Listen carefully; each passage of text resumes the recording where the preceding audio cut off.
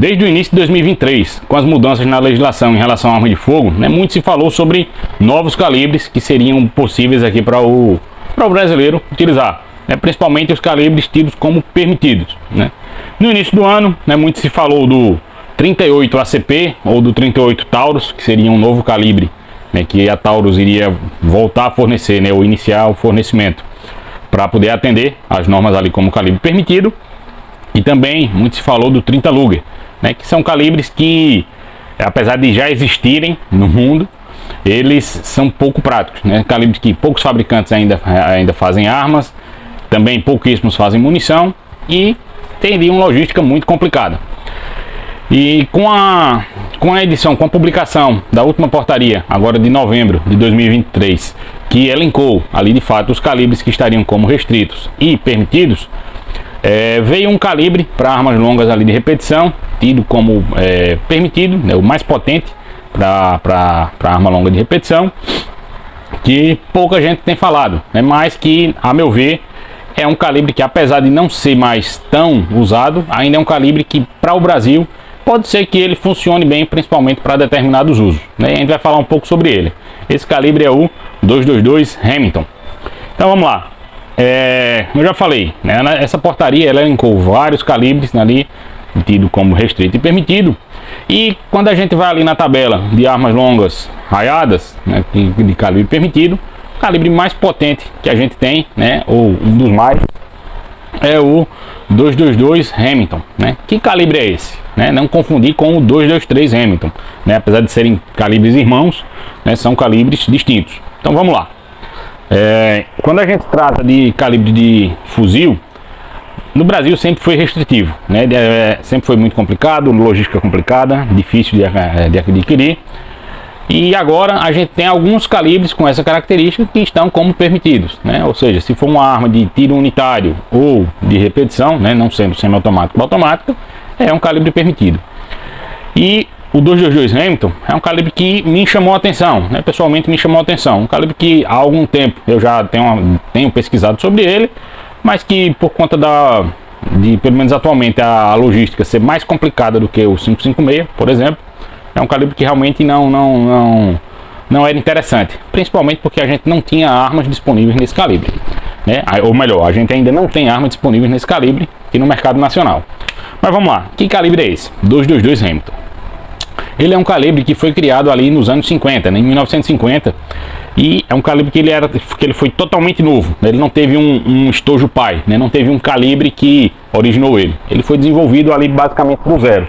É um calibre que ele tem um projeto ali com calibração .224, que é a mesma calibração do 556, do 556, do 223. E o peso desses projéteis, para esse calibre variam dos 40 grains até os 55 grains, lógico.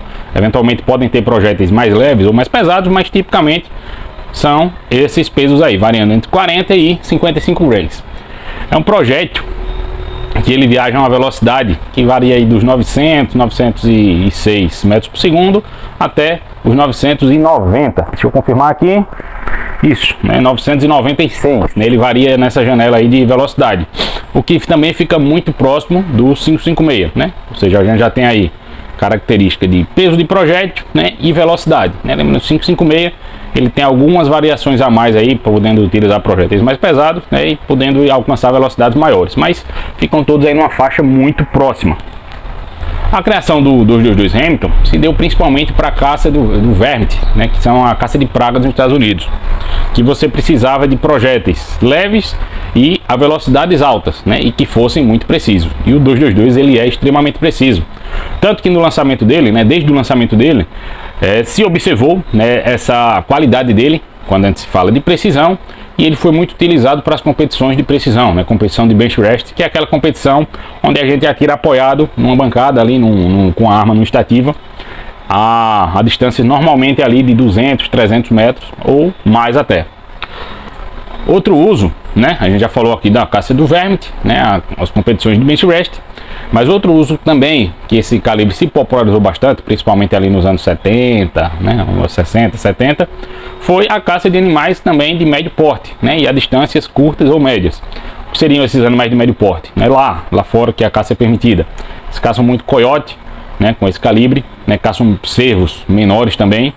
E um uso também que, dependendo ali da configuração da munição, você também conseguir ter um excelente aproveitamento com o calibre, é a caça dos porcos selvagens, né? Aqui a gente tem o javali, que a caça ainda é permitida, e eles também utilizavam para cervos maiores, né? Inclusive tem relatos até da caça de alces com esse calibre, né? Apesar dele não ser indicado por ser um projétil muito leve, mas enfim, até animais um pouco maiores ele seria capaz de abater.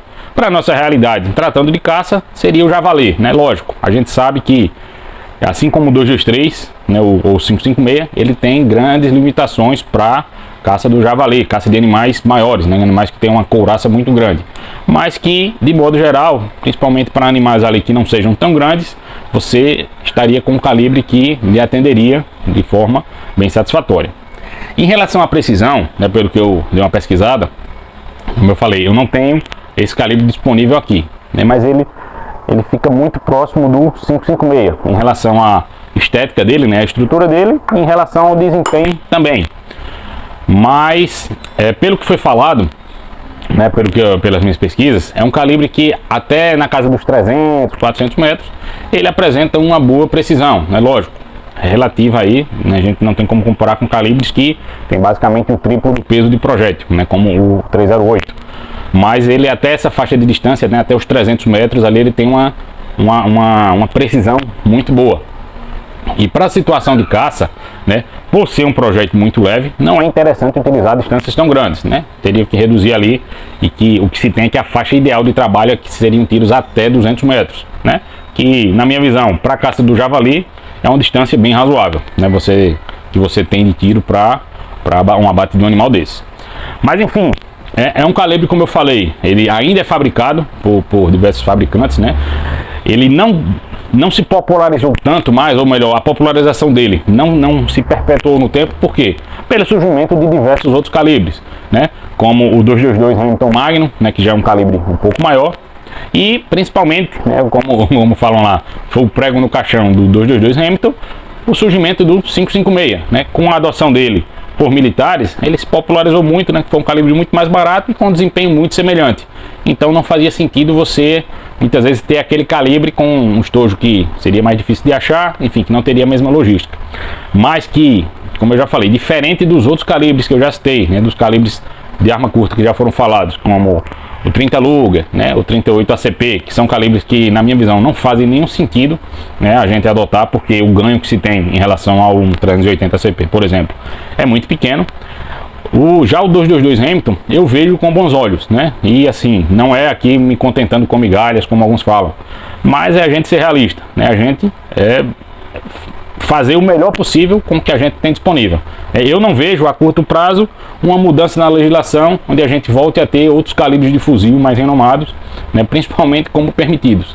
E a gente ter um calibre de fuzil, né, com desempenho satisfatório ali, tanto para competições de precisão, como também para caça, né, do javali. Eu vejo sim com bons olhos, né, nesse ponto. E como disse, a gente tem que se adaptando e sobrevivendo, né? Vejo realmente que é um calibre que tem potencial aqui no Brasil. Agora, lógico, a gente vai precisar fabricantes de armas, né? Precisa que a CBC, né, ou a Taurus, no caso, lance aí alguma arma nesse calibre, uma arma que seja satisfatória nesse calibre, e principalmente que mantenha uma cadeia logística de munição, né? Projéteis basicamente são os mesmos projéteis do 556. A pólvora, acredito que também seja uma pólvora do 556, isso eu tenho que confirmar, né? O principal aí ficaria na questão dos estojos, né? Estojos e munição original. Então aí, vamos esperar, né? Vamos esperar ver aí se tem alguma novidade para os próximos anos, para os próximos meses, né? Nesse calibre, e aguardar. Mas vocês, o que é que acham? Acham que é um calibre que tem futuro aqui no Brasil? Ou que é mais uma coisa que simplesmente vai ficar só no papel e na prática ninguém vai ter acesso? Aqui foi MT Mag, um abraço, até mais.